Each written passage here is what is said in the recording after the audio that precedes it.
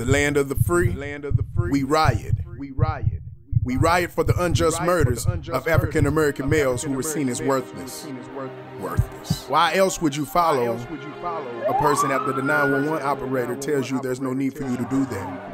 And then you begin an altercation with this person ends up dead, unless you see them as worthless.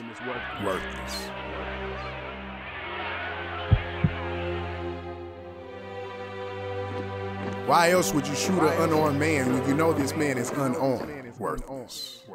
And you shoot to kill, unless you see this man as worthless. In America? Yeah, in America. Not in America. Not the land of the free. The land of the free. I question that.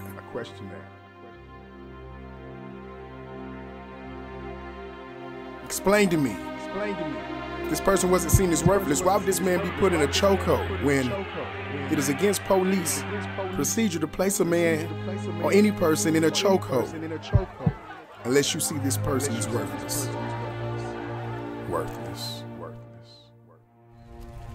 Why else would you sever a man's spine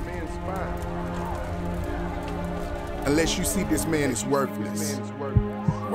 I'm here to tell you that these lives were not worthless. They meant something. These were future leaders. These were fathers. These were men. These were human beings. Yes. And we riot. Even us against us, say we stand up for everything. We riot for all injustice done against African American males, or else it's all gonna be worthless.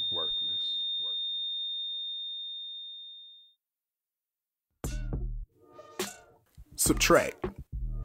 To take away something from something else so as to decrease the size, number, or amount. This is what's happening in the African American community. There is a subtraction of the black male.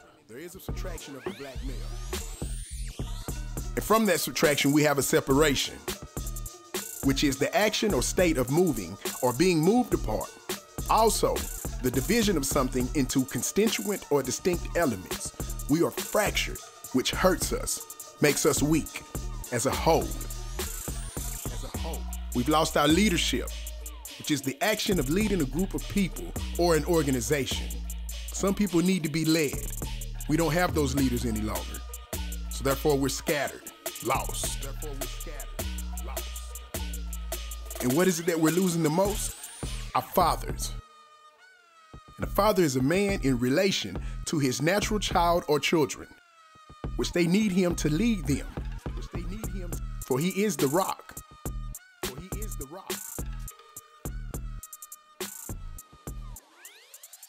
Here's a chart of children in single-parent families by race.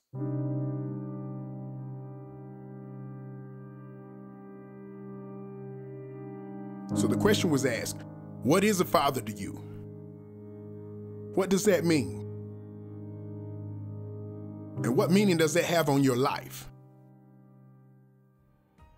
A father is somebody that will give their son or daughter more than what they were given. My opinion of the definition of a father would have to be just support. It's just part of your support system. A father is doing whatever it takes to take care of your responsibility. And, you know, putting your kids before your needs, putting their needs before your needs. And just, you know, just being there for them, being a good teacher, teaching them right from wrong. And just whatever it takes to lead them on the right path, to make sure they have a good life and they grow up to be responsible. Father is a real life hero. Like, you know what I mean? You have your Spider-Mans and Supermans and Marvel and agents of everything, you know what I mean? They got everything out now. So, but in real life, in reality, your father, and your mother too, but I'm saying father because I'm a male, that's your real hero. You know what I mean? That's who you'll look up to. My son, he's 19. What he meant to me was I need to be his father. You know, pretty much. He was 500 miles away, and I made it a point that, you know, he knows that I'm around, that I am your daddy. You know, you got a southern daddy and a northern mama. You know, so I wanted him to know that, you know, and when he got older, I let him know that. That's why I was always up there for your birthday, because you do mean something to me. It's just not, you know, you're just not my kid. You know, you are part of me, an extension of my family, the Wynn family. Well, I can say that they mean a lot. I mean, like, I let people know that I have kids. I let them know that it's important to be there for your kids. My kids mean a lot. Like, I really don't know necessarily where I would be if it wasn't for them, because when you have kids, you got to kind of, if you have the right mentality, because it's a process, you have to grow into this, because we're not taught this as men, how to be fathers. You see what I'm saying? We're taught how to be aggressive. We're taught how to defend ourselves and fight, but we're not taught how to fight for certain things. Like, there's certain things, there's a place and a time to get physical, and then there's a place and a time to use that energy in another manner. So that's one thing that I could say helped me, because it means a lot, like I said, because they helped me stay out of trouble. I think things that would have distracted me, but I had to think twice. Like, I got kids, I have people that's depending on me, and I would do them no good, dead or in jail. You know what I mean? Like, that does them no good and it does me no good. Like, everybody loses. So my daughter now, her being a teenager, she means a lot to me now, because she's the middle gap child between my 19-year-old, about to be 20, and my 6-year-old. So she'll be the one to actually know what's really going on, because my 6-year-old doesn't know what went on in between, you know. Our family, as far as, like, you know, she was there when she was a little bitty baby. She remembers him and seeing him everywhere we went. You know, that was her brother. So that's what she means to me. She means to me the bridge between my 6-year-old and my soon-to-be 20-year-old. 63% of all youth suicides, 90% of all homeless and runaway children, 85% of all children who show behavior disorders, 80% of rapists with anger problems, 71% of all high school dropouts, 75% of all adolescent patients in chemical abuse centers, 85% of all youths in prison come from fatherless homes. In 2002, blacks constituted more than 80% of the people sentenced under the federal crack cocaine laws and served substantially more time in prison for drug offenses than did whites, despite the fact that more than 2/3 of crack cocaine users were either white or Hispanic. Here's a chart that shows the 10 states with the highest black homicide victimization rates in 2011. So, is there a subtraction of the black male? And what are the effects? Who is it hurting the most? And which way are these things being done? I mean, does it make you mad at all? My dad used to tell me, don't get mad, get smarter. So what I did was I started doing research. I went on YouTube and looked and seen where you have other males, white, black, Hispanic, that knew their constitutional rights, and you have no reason to bother me. You have no authority to do the things you're doing to me. But if you don't know, then it just happened like that. You know, me running is not away from the police officer. It's not a justified reason for you to shoot somebody. Yes, there is a subtraction, whether that is you don't have your father, and now you're forced to, or you feel you're forced. In some cases, you are forced to become a drug dealer of some sort. Because one, you got your pride. That's what I'm saying. That's why you have to teach your son there's certain things you have to control your pride. Because through your pride as a man, you want to be able to provide. You see what I'm saying? So it's not like I don't understand why these things happen. What I'm saying is you have an alternative. There's a different choice. Don't just get stuck into selling drugs. It's cool if that's what you got to do to get by, but when you become to make that a career, then you have a problem. You had the Cosbys, you had the Jeffersons, you had Good Times.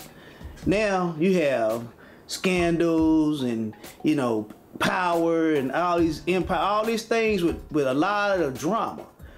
And if in back in the day, if they had drama, it was always a solution to that drama. You might have a problem, but some way we're gonna figure that out. We don't have that. Like I said, it's like having a white father and a black father. We don't have that.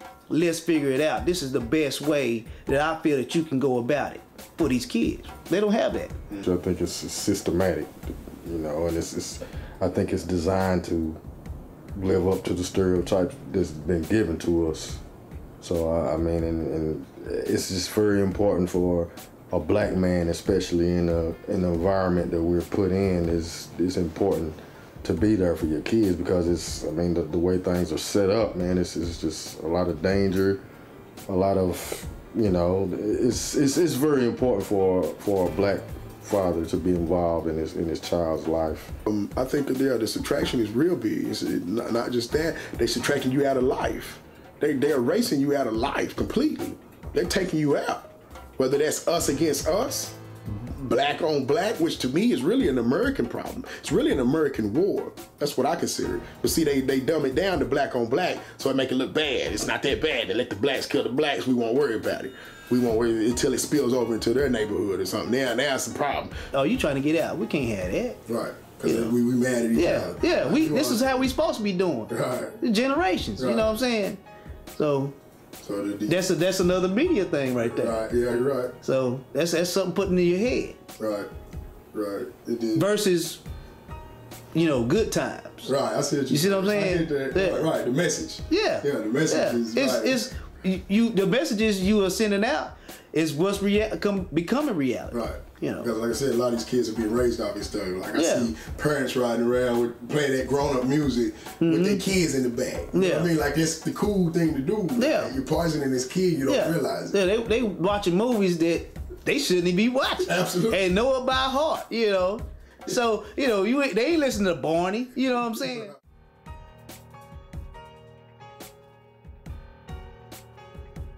Children with fathers who are involved are more likely to enjoy school and more likely to get A's.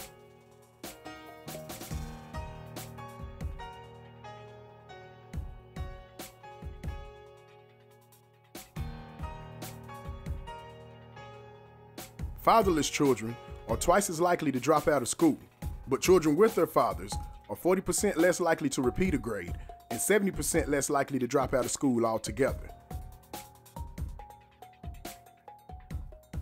So what are we to do? I wonder. Continue the trend of killing each other and going to jail? Leaving our kids behind? Gotta change. The mother of our children to suffer? Gotta change. Have to wonder what's going on? Change our culture. We're gonna stand up like men and take care of our business. One thing I just want to add is that it starts with us. If we don't have the power, we don't have the control over the world we live in, but change starts with us. If we keep doing the stuff that they're portraying us to be, it's only gonna get worse. It's starting tomorrow. If everybody black say, look, I'm gonna get my education, I'm not gonna do crime, I'm stay out of these jails, they won't have no money. You don't have, you know, prison make money.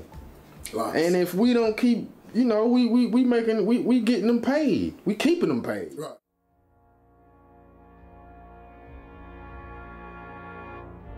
Calling. All. And I do mean all. Each and every one of you, no matter what your religion is, no matter your race, calling all fathers. And if you hadn't spent time with your child in a while, if you hadn't spoke to him in a while, don't care if it's been years, pick up the phone, make that call, make an attempt. I really don't ever see your child turning you down. Do what you need to do. I'm calling all fathers.